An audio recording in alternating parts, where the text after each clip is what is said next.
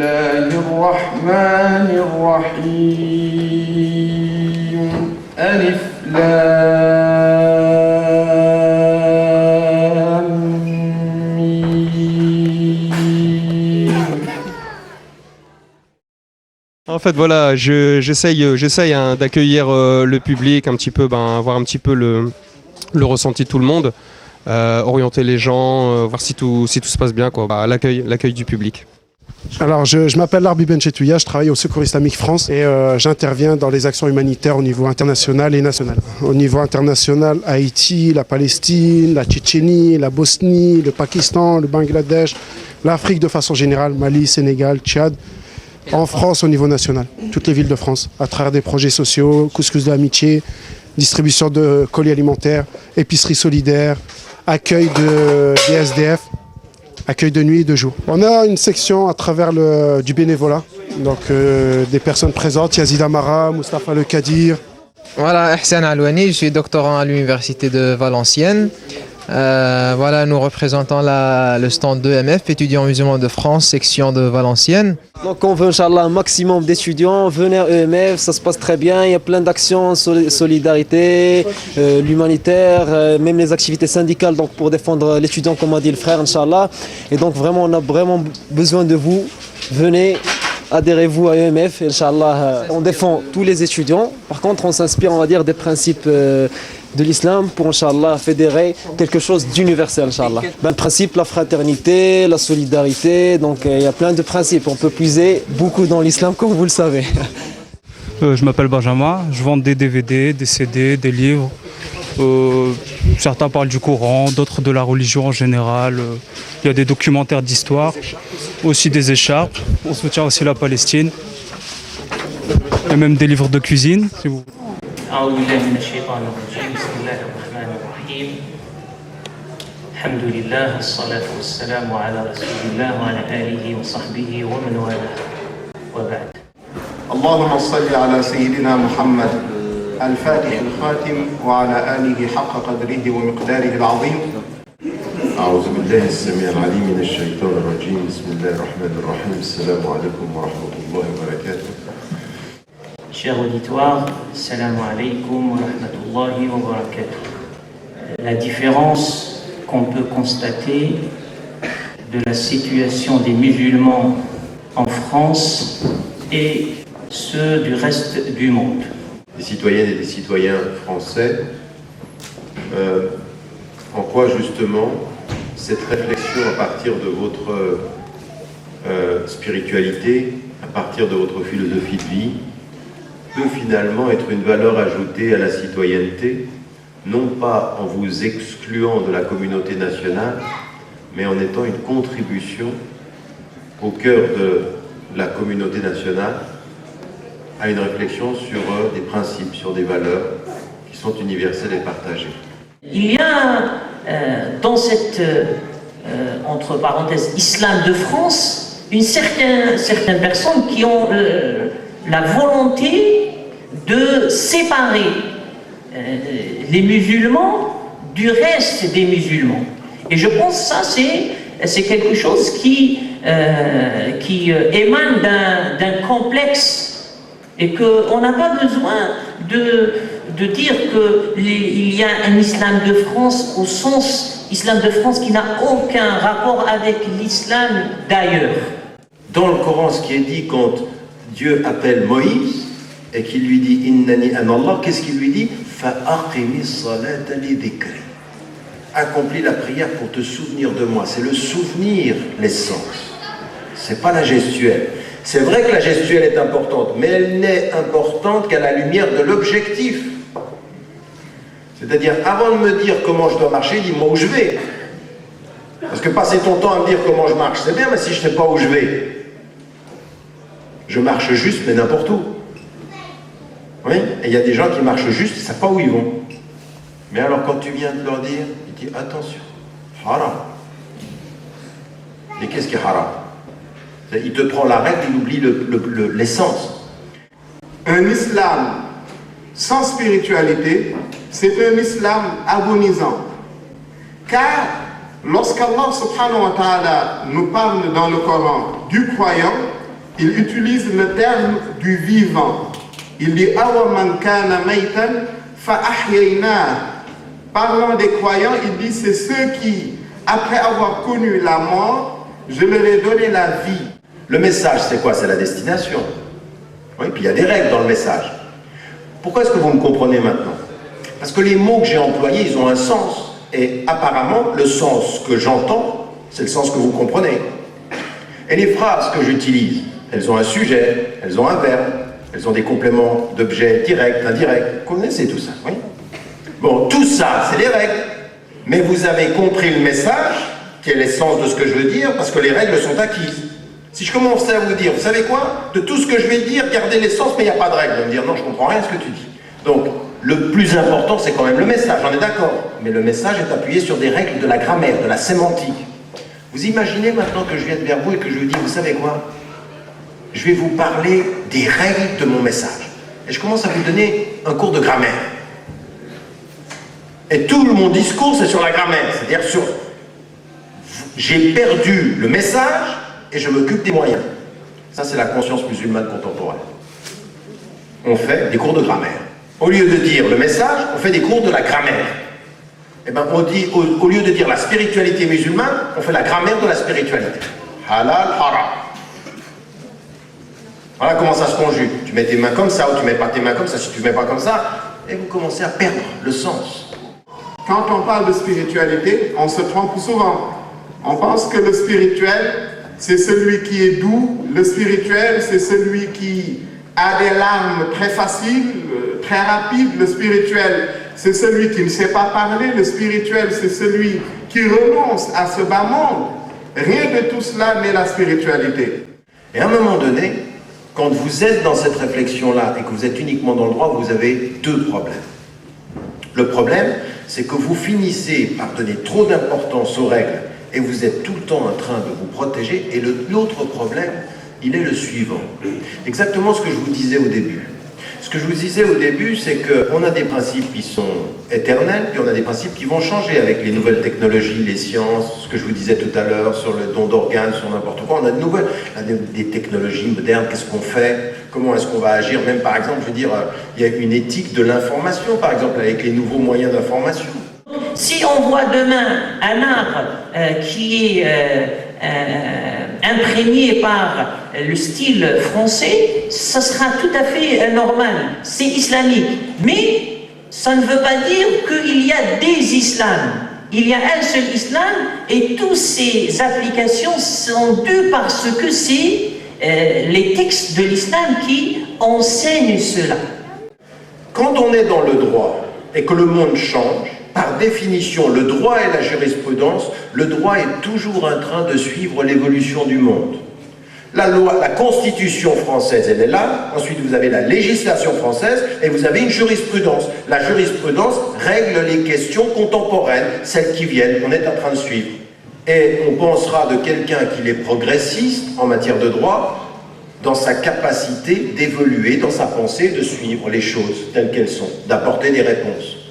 Par exemple, en matière de médecine, la pensée musulmane contemporaine est extrêmement élaborée sur l'euthanasie, sur le clonage, sur le don d'organes. On a donné des réponses extraordinaires sur le don d'organes, c'est oui. On n'a pas de problème sur beaucoup de ces questions-là. Les musulmans sont au niveau, mais ils suivent l'évolution.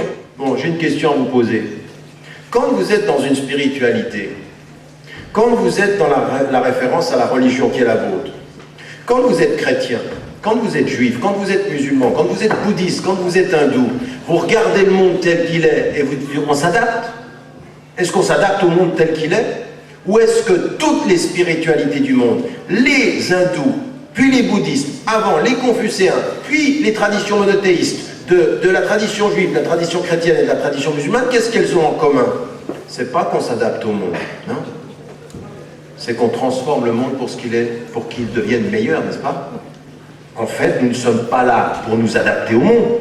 Nous sommes là pour que le message soit, ce monde, on le rend meilleur. Et il faut penser la grammaire au nom du message de rendre meilleur. Mais si on n'a plus le message et qu'on est tout le temps en train de suivre le monde, on fait un droit de l'adaptation et non pas un message de la transformation. La spiritualité musulmane n'est rien d'autre que pour l'homme à rendre à Allah ce qui revient à Allah.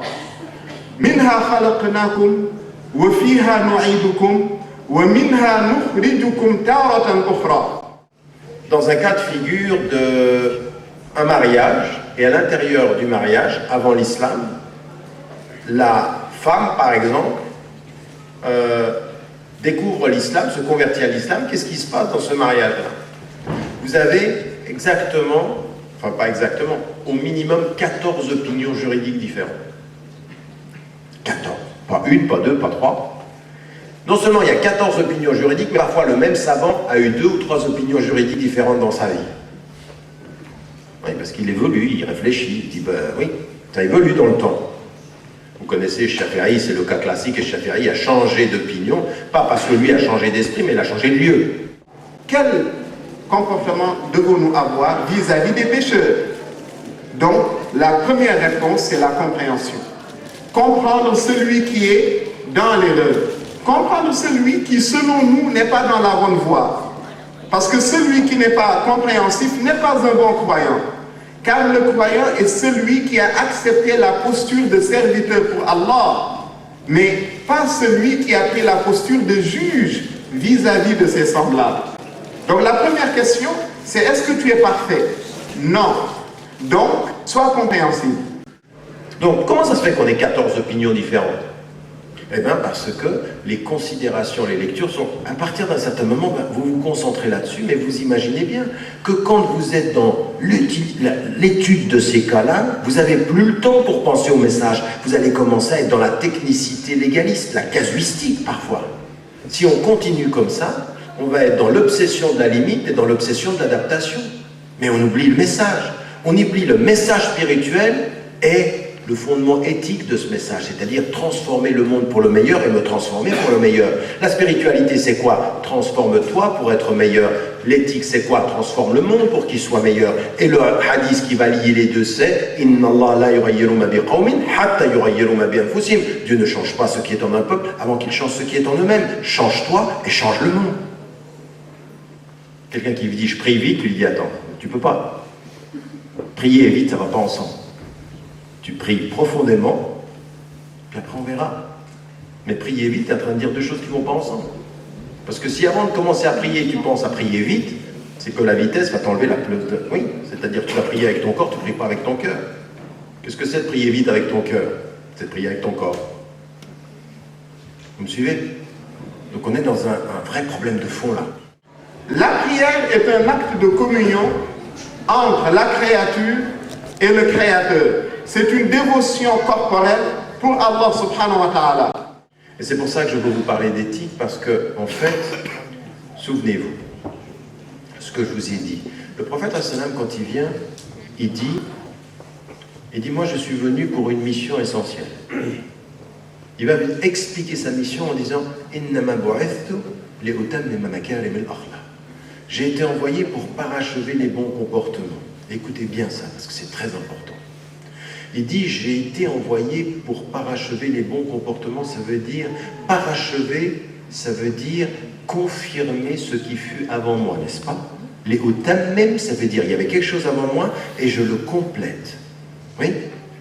Donc ça veut dire, il y avait avant moi une tradition chrétienne, une tradition juive, une tradition abrahamique qui a dit du bon comportement quelque chose que je viens confirmer. Je ne suis pas un innovateur. Je suis un homme qui confirme et complète. Il dit au messager d'Allah, c'est quoi al-ihsan? L'excellence dans la pratique religieuse.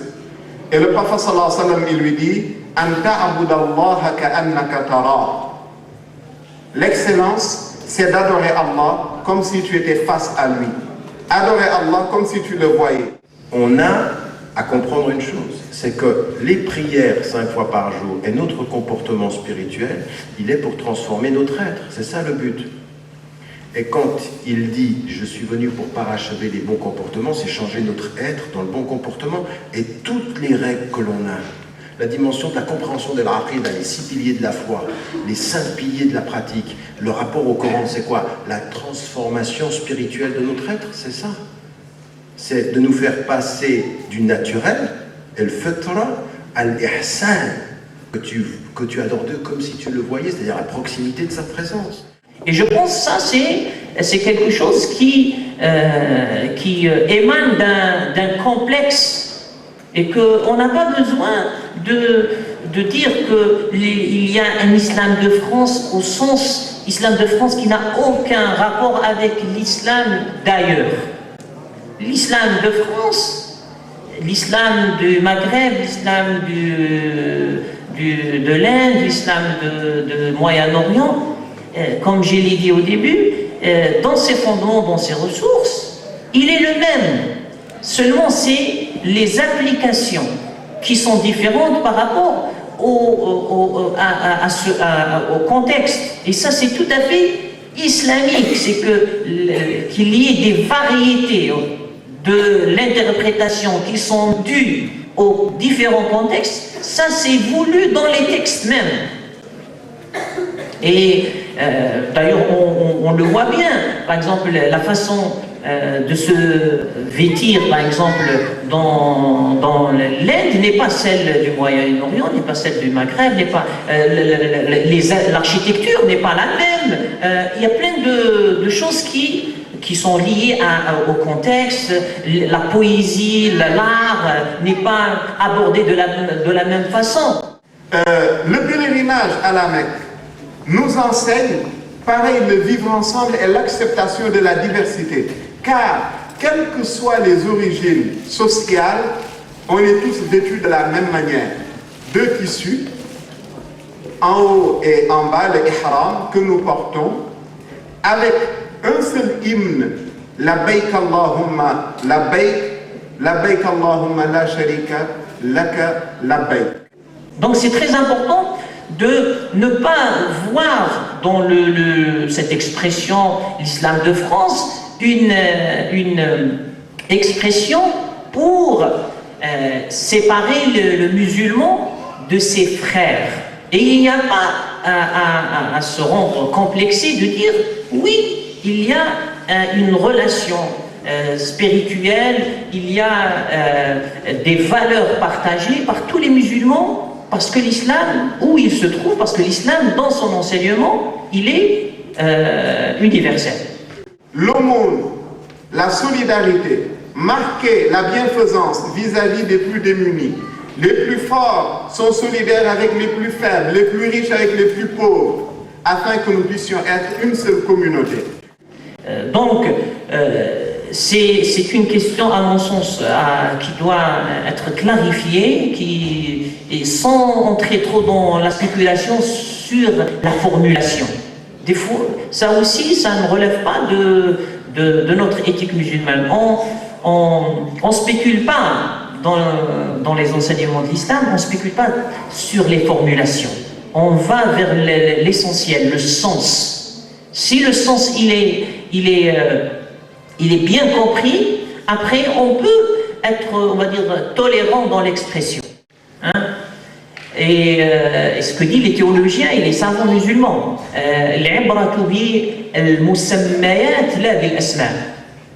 l'important c'est le sens avant la formulation. Et je pense même que la France, comme tous les pays qui accueillent une communauté musulmane, doivent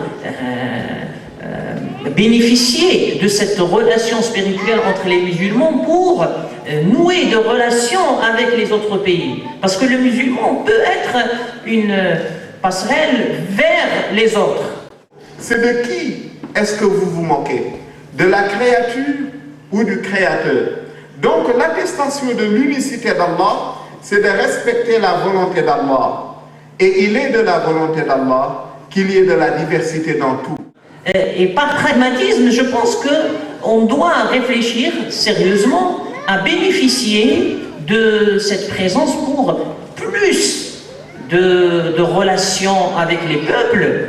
Et comme dit le Coran, يا أيها الناس إنا خلقناكم من ذكر وأنثى وجعلناكم شعوبا وقبائل لتعارفوا. Nous vous avons créé de mâles et femelles et nous vous avons fait des peuples, des nations, des tribus, afin que vous vous rencontrez, vous échangez, vous reconnaissez mutuellement. Et donc, il y a un objectif derrière cette diversité. Et je pense que l'universalité de la présence musulmane permet de renforcer les liens entre les nations et les peuples. ومن آياته خلق السماوات والأرض واختلاف ألسنتكم وألوانكم. Parmi les signes de la grandeur d'Allah et de sa sagesse, la diversité de vos langues et de vos couleurs. Et dans un autre verset, Allah subhanahu wa ta'ala, il dit وَلَوْ شَاءَ رَبُّكَ لَجَعَلَ النَّاسَ أُمَّةً وَاحِدَةً وَلَا يَزَالُونَ مُخْتَلِفِينَ إِلَّا مَنْ رَحِمَ رَبُّكَ وَلِذَلِكَ خَلَقَهُمْ. Et aujourd'hui, malheureusement, cette dimension, cette exploitation qui peut concerner d'autres communautés religieuses n'est pas prise en compte par les politiques, n'est pas bien exploitée par les politiques, alors qu'elle peut vraiment servir et rendre un grand service à la paix dans le monde. S'il était de la volonté d'Allah, il aurait créé les hommes en une seule communauté. Mais il est de sa volonté de les rendre différents. C'est clair, quand tu parles par exemple un musulman maghrébin français, parlons par exemple de commerce, la personne par exemple au Maroc ou bien en Algérie, elle va se sentir plus proche, plus à l'aise, peut-être qu'avec un qui n'est pas musulman. Mais c'est humain, on va pas dire que c'est juste ou injuste, mais les humains sont comme ça. Je suis venu pour participer à écouter les conférenciers. Pour l'instant, moi ça me plaît. Cheikh Mustafa il a fait une très bonne application de certains hadiths justement. Moi je m'occupe de l'agencement. Donc tout ce qui est préparation de la salle, les chaises, les tables, chapiteaux et voilà, etc. En fait, on est comme ça, la fatigue elle commence à se faire ressentir. Mais là on est assis, c'est la pause, donc voilà. On va prendre encore un petit peu de force pour repartir. Non, on n'a pas le temps de profiter de conférences. Si, quand on rentre dans la salle, on jette un coup d'oreille, c'est tout, mais sinon on n'a pas le temps. On est au service des gens, donc on est partout. Comme la plupart des gens, je suis venu assister aux différents conférenciers. J'ai bien aimé. Ça, c'est mon opinion à moi. Voilà.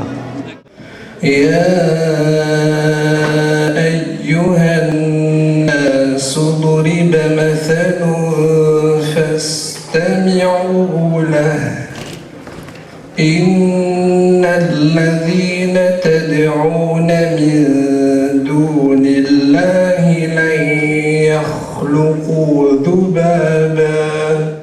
Représente la municipalité d'Écodin qui a souhaité apporter tout son soutien matériel, logistique aux demandes des organisateurs pour cette rencontre de musulmans. Les musulmans sont nombreux à Écodin et tout ça fait la richesse d'Écodin. Tout ça fait la richesse d'Écodin. C'est une communauté à part entière. Ils font partie de la ville.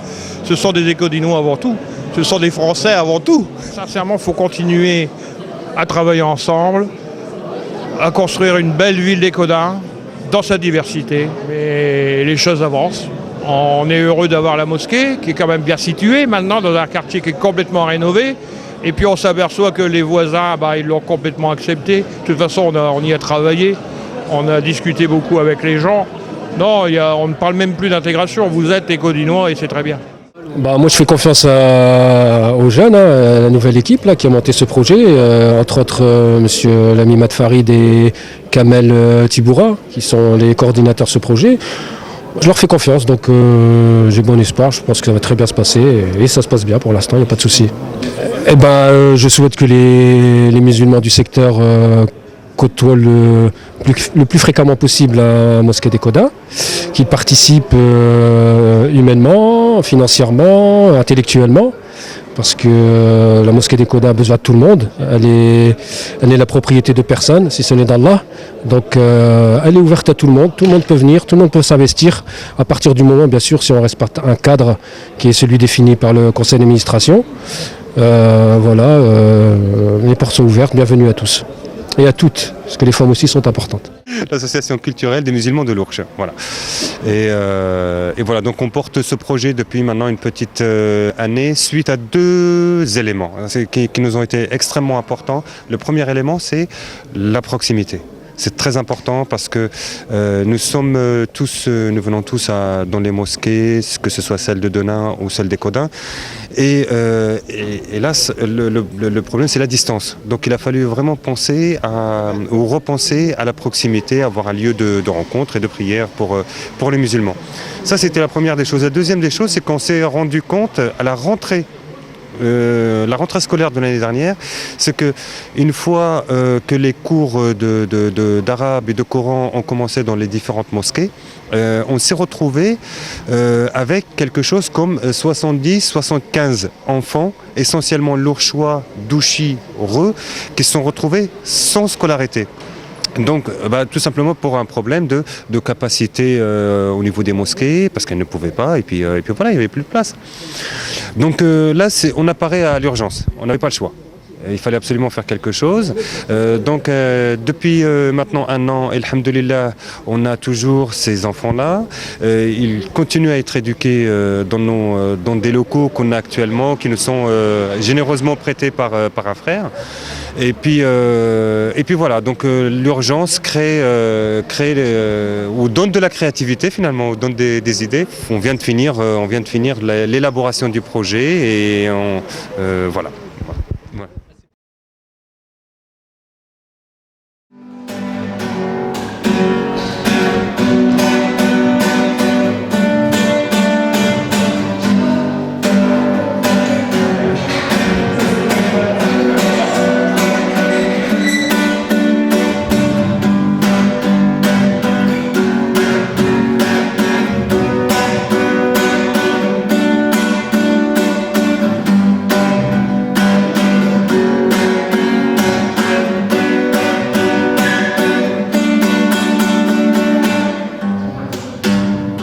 Et aujourd'hui on est en mode sportif parce qu'aujourd'hui c'est tout ce qui est animation pour les enfants, c'est la kermesse de la mosquée des Codins.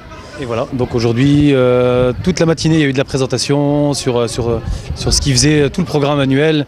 Ils ont préparé des pièces de théâtre, les récitations du Coran. Mes enfants sont inscrits au Jama. Ça fait combien d'années qu'ils sont inscrits? Ça fait 5 ans mes enfants qui sont inscrits au Jama. Je suis très satisfait, alhamdoulilah. Ils ont des bons professeurs. Le fait que ma fille, à l'âge de 5 ans, elle connaît le hamdou, Qul Wallahu wahad, le Nas, c'est le plus important. Par rapport à mon époque, on n'avait pas de Jama et on ne pouvait pas apprendre la religion ta'ana. Et là maintenant on en profite, comme on dit, machallah. Et je suis très content, machallah.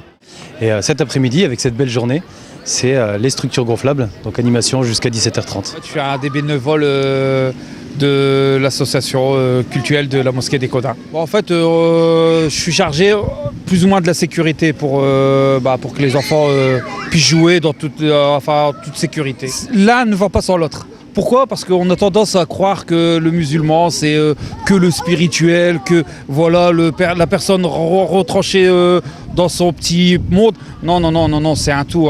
Au contraire, on est ouvert à tout le monde, non seulement des personnes de la mosquée, mais en plus des personnes étrangères à la mosquée et même étrangères même à la religion de l'islam. Donc il y a un côté spirituel et il y a un côté festif. Et vous allez voir, si vous avez l'occasion de rester toute la soirée, vous allez voir des grandes personnes, des papas, des mamans qui vont s'éclater, ça. C'est sûr. La mosquée ACCE qui organise avec son pôle éducatif et les scouts musulmans de France qui sont partenaires avec nous et qui gèrent toute la partie animation. Alors ça c'est l'écharpe des scouts musulmans des Coda. Voilà, donc on est affilié au national, aux scouts musulmans de France. On a une 30aine d'enfants et c'est ouvert à tout le monde. Il n'y a pas que les musulmans ou les scouts, c'est ouvert à tout le monde. Tous les publics extérieurs peuvent assister, peuvent jouer avec nous, il n'y a pas de souci. Bon, la première année c'est plus le démarrage a été dur. Mais là, alhamdoulilah, on est bien lancé. En vous remerciant d'être venus, d'avoir amené vos enfants, d'avoir partagé ce moment avec nous. Je voulais, s'il vous plaît, qu'on remercie tous ensemble les parents qui vous ont ramenés, les organisateurs, ceux qui ont fait à manger, et aussi tous les animateurs. Vous êtes bien amusés avec les animateurs? Massoud. Alors Massoud, qu'est-ce que ça veut dire Massoud? Chance. Ah, Massoud. Tu t'es amusé avec qui? Riyad et un autre. Et les animateurs, ils étaient gentils? C'est qui le Ouais. plus gentil? Youssouf. Ah bah c'est bien, Youssouf. Je remercie d'abord mes parents de m'avoir créé, ensuite le Seigneur de m'avoir fait tel que je suis, ensuite je remercie Kamel Crew, c'est le groupe Kamel qui nous a mis au devant de la scène un petit peu, qui a un petit peu allumé les spotlights sur nous. Youssouf, c'est normal. C'est normal. C'est un professionnel de l'animation et c'est pour ça qu'aujourd'hui on a fait appel à ses services avec l'aide de Kamel. Et tous les animateurs qu'il a ramenés, c'est tous des animateurs confirmés qui connaissent leur métier et qui le mettent en pratique de façon très très professionnelle. Ah oui, très satisfait du travail de tous ces... Déjà, il faut signaler bénévoles. Ça c'est très important, il n'y en a pas beaucoup qui sont prêts à le faire bénévolement parce que c'est du travail, c'est un week-end, eux ils l'ont fait et on leur tire notre chapeau. Tout simplement. Et on les remercie, surtout. Allahumma barik lana fima razaqtana wa qina adhab an-nar. Bismillah. On va vous servir, manger tranquillement, proprement, et ne vous étouffez pas s'il vous plaît. J'ai réalisé l'affiche et la bâche qui a été exposée sur l'enceinte de la mosquée. Pour un événement musulman, eh bien, souvent, comme les moyens sont faibles, eh bien, avec très peu de moyens, là est la difficulté en fait. Donc, souvent, on doit composer avec beaucoup d'éléments, mais sur peu de support. En fait, c'est la principale difficulté. La pub, donc, donc une entreprise qui est en préparation, qui verra le jour officiellement fin 2013.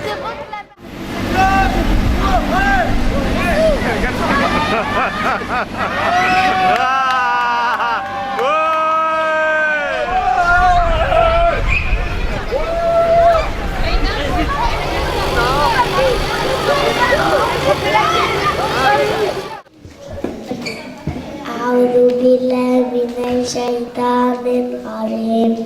بسم الله الرحمن الرحيم. الحمد لله رب العالمين. الرحمن الرحيم. مالك يوم الدين. إياك نعبد وإياك نستعين. اهدنا الصراط المستقيم. صراط الذين أنعمت عليهم غير المغضوب عليهم ولا الضالين. آمين.